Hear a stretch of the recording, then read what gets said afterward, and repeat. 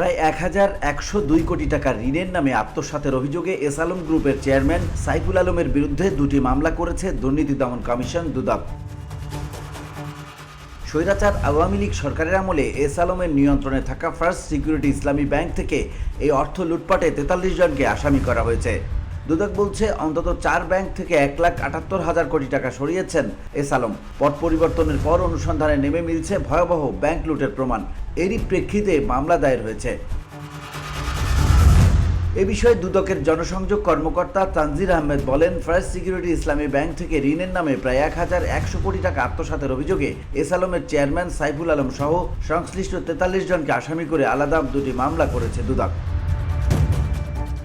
পতিত আওয়ামী লীগের শাসনামলে ক্ষমতার প্রভাব খাটিয়ে একের পর এক ব্যাংক দখলে নেয় এস আলম গ্রুপ। অভিযোগ রয়েছে, নাম সর্বস্ব প্রতিষ্ঠানে ঋণের নামে হাজার হাজার কোটি টাকা ব্যাংক থেকে লুটপাট করে দেশের আর্থিক খাতকে ভঙ্গুর দশায় পরিণত করেছে এই গ্রুপটি।